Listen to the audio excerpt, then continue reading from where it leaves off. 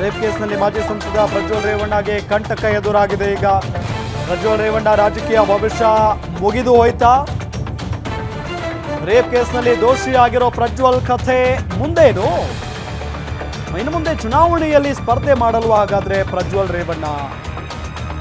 ರೇವಣ್ಣ ರಾಜಕೀಯ ಭವಿಷ್ಯವೇ ಅಂತ್ಯ ಆಗಿ ಹೋಗ್ಬಿಡ್ತಾ? ಹಾಗಾದ್ರೆ ರೇಪ್ ಕೇಸ್ನಲ್ಲಿ ಮಾಜಿ ಸಂಸದ ಪ್ರಜ್ವಲ್ ರೇವಣ್ಣಗೆ ಈಗ ನಿಜಕ್ಕೂ ಕೂಡ ಕಂಟಕ ಶುರುವಾಗಿದೆ. ನಾಳೆ ಶಿಕ್ಷೆ ಪ್ರಮಾಣ ಎಷ್ಟು ಅನ್ನೋದರ ಬಗ್ಗೆ ಉತ್ತರ ಅಂತೂ ಸಿಗುತ್ತೆ, ತೀರ್ಪಂತೂ ಬರುತ್ತೆ. ಸೊ ದೋಷಿ ಅಂತ ಹೇಳಿ ಸಾಬೀತು ಕೂಡ ಆಗಿ ಹೋಗಿದೆ. ಇದೆಲ್ಲದರ ನಡುವೆ ರಾಜಕೀಯ ಭವಿಷ್ಯ ಏನು?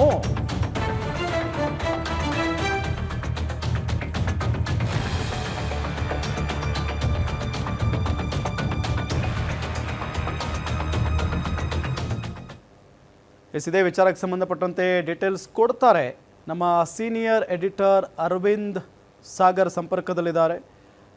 ಸರ್, ಈ ಪ್ರಜ್ವಲ್ ರೇವಣ್ಣ ಪ್ರಕರಣಕ್ಕೆ ಸಂಬಂಧಪಟ್ಟಂತೆ ಎಲ್ರಿಗೂ ಕೂಡ ಬಹಳಷ್ಟು ಕುತೂಹಲ ಇತ್ತು, ಏನಾಗುತ್ತೆ ಅಂತ ಹೇಳಿ.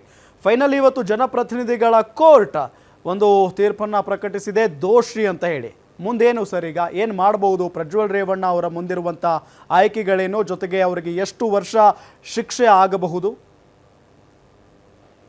ರಾಮಬಡಿಗೇರ ಜನತಾ ಪ್ರತಿನಿಧಿಗಳ ವಿಶೇಷ ನ್ಯಾಯಾಲಯದಲ್ಲಿ ಇವತ್ತು ಏನು ತೀರ್ಪು ಬಂದಿದೆ ಪ್ರಜ್ವಲ್ ರೇವಣ್ಣ ವಿರುದ್ಧ ದೋಷಿ ಅಂತಕ್ಕಂಥದ್ದು.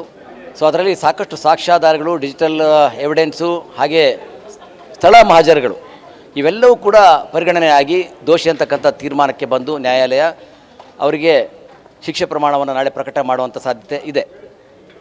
ಶಿಕ್ಷೆ ಅಂತಂದರೆ ಇದರಲ್ಲಿ ಇಂಥ ಒಂದು ಗಂಭೀರವಾಗಿರ್ತಕ್ಕಂಥ ಅತ್ಯಾಚಾರ ಪ್ರಕರಣದಲ್ಲಿ ಕನಿಷ್ಠ ಅಂತಂದರೆ 10 ವರ್ಷಕ್ಕೆ, ಅಂದರೆ 7ರಿಂದ ಮೇಲೆ 10 ವರ್ಷ ಕನಿಷ್ಠ ಪ್ರಮಾಣ ಶಿಕ್ಷೆ, ಗರಿಷ್ಠ ಅಂತಂದರೆ ಜೀವಾವಧಿ ಶಿಕ್ಷೆ ಅಂತ ಕನ್ಸಿಡರ್ ಮಾಡಬಹುದು ನ್ಯಾಯಾಲಯ.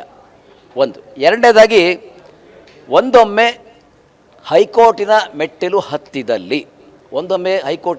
ಹತ್ತಿದಲ್ಲಿ ಅಲ್ಲಿ ಏಕಸದಸ್ಯ ಪೀಠ ಅಥವಾ ದ್ವಿಸದಸ್ಯ ಪೀಠದ ಮೂಲಕ ಅವರು ಅರ್ಜಿಯನ್ನು ಹಾಕಬೇಕಾಗುತ್ತೆ.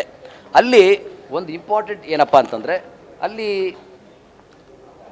ಅಲ್ಲಿ ನಾವು ರಿಟ್ ಪಿಟಿಷನ್ ಅಂತ ಹೇಳಿ ಹಾಕಕ್ಕೆ ಬರೋದಿಲ್ಲ. ಅಲ್ಲಿ ಏನೋ ಅಂದರೆ ಕ್ರಿಮಿನಲ್ ಅಪೀಲ್ ಅಂತ ಮಾಡಿಕೊಂಡು ಅಲ್ಲಿ ಮನವಿ ಮಾಡ್ಕೊಳ್ಬೇಕಾಗತ್ತೆ. ಆ ಮನವಿಯ ಮೇರೆಗೆ ಅಲ್ಲಿ ನ್ಯಾಯಾಲಯ ಅವರ ಅರ್ಜಿಯನ್ನು ಸ್ವೀಕರಿಸುತ್ತೆ. ಹೈಕೋರ್ಟ್ನಲ್ಲಿ ಏನಾಗುತ್ತೆ ಅಂತಂದರೆ, ಈ ಜನಪ್ರತಿನಿಧಿಗಳ ನ್ಯಾಯಾಲಯದಲ್ಲಿ ನೀಡಿರಬಹುದಾದ ತೀರ್ಪಿನಲ್ಲಿ ಡಿಪೋಸಿಷನ್ ಮತ್ತು ಫೈಂಡಿಂಗ್ ಇದನ್ನು ಪರಿಗಣನೆಗೆ ತೆಗೆದುಕೊಳ್ಳುವ ಏಕಸದಸ್ಯ ಅಥವಾ ದ್ವಿಸದಸ್ಯ ಪೀಠದಲ್ಲಿ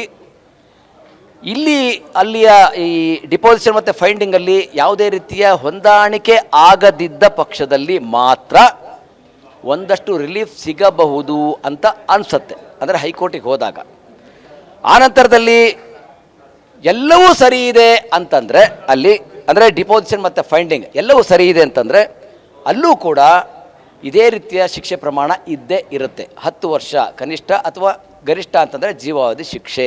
ಇದು ಖಡಾಖಂಡಿತವಾಗಿ ಕಟ್ಟಿಟ್ಟ ಬುತ್ತಿ. ಇನ್ನು ಅಕಸ್ಮಾತ್ ಇವರಿಗೇನೋ ರಿಲೀಫ್ ಅಂದರೆ ಇನ್ನೊಂದೇನಪ್ಪ ಅಂದರೆ, ಇಲ್ಲಿ ಏನಾದರೂ ಅಕಸ್ಮಾತ್ ಹೈಕೋರ್ಟ್ನಲ್ಲಿ ರಿಲೀಫ್ ಸಿಕ್ಕಿದರೆ ಆಗಲೂ ಕೂಡ ಪ್ರಾಸಿಕ್ಯೂಷನ್ನು ಸುಪ್ರೀಂ ಕೋರ್ಟಿನ ಮೆಟ್ಟಲು ಹತ್ತಬೇಕಾಗತ್ತೆ. ಅವರು ಬರ್ತಾರೆ, ಇವರು ಬರ್ತಾರೆ. ಇಲ್ಲಿ ಹೈಕೋರ್ಟಿನ ಇಲ್ಲಿ ಡಿಪೋಸಿಷನ್ ಮತ್ತು ಫೈಂಡಿಂಗನ್ನು ಅನುಸರಿಸಿ ಯಾವ ರೀತಿಯ ತೀರ್ಪನ್ನು ನೀಡಿತು ಹೈಕೋರ್ಟು ಅನ್ನೋದ್ರ ಮೇಲೆ ಡಿಪೆಂಡ್ ಆಗುತ್ತೆ. ಇನ್ನೊಂದು ಬಹಳ ಮುಖ್ಯವಾದ ಅಂಶ ಅಂತಂದರೆ, ನಾಳೆ ಏನು ಶಿಕ್ಷೆ ಪ್ರಮಾಣ ಏನು ಅಂತಕ್ಕಂಥ ಪ್ರಕಟ ಮಾಡುವ ಹಿನ್ನೆಲೆಯಲ್ಲಿ ಪ್ರಜ್ವಲ್ ರೇವಣ್ಣ ಪರ ವಕೀಲರು ಶಿಕ್ಷೆ ಪ್ರಮಾಣವನ್ನು ಕಡಿಮೆ ಮಾಡಿ ಅಂತ ಕೇಳಿಕೊಳ್ಳುವ ಸಾಧ್ಯತೆ ಇರುತ್ತೆ. ಒಂದೊಮ್ಮೆ ಶಿಕ್ಷೆ ಪ್ರಮಾಣ ಕಡಿಮೆ ಆದಲ್ಲಿ ಮತ್ತೆ ಪ್ರಾಸಿಕ್ಯೂಷನ್ ಅವರು ಇದಕ್ಕೂ ಕೂಡ ಹೈಕೋರ್ಟ್ಗೆ ಹೋಗ್ತಕ್ಕಂಥ ಸಾಧ್ಯತೆಗಳು ಇರುತ್ತೆ. ಅದು ಕಾನೂನಿನ ಪ್ರಕಾರ ಆಗಬೇಕಾಗತ್ತೆ. ಇದು ಈ ರೀತಿಯ ವಿಧಿವಿಧಾನ ಅಂತ ಹೇಳ್ಬೋದು ರಾಮಬಡಿಗೆ. ಎಸ್, ಥ್ಯಾಂಕ್ ಯು ತಮ್ಮೆಲ್ಲ ಮಾಹಿತಿಗಾಗಿ ಸರ್.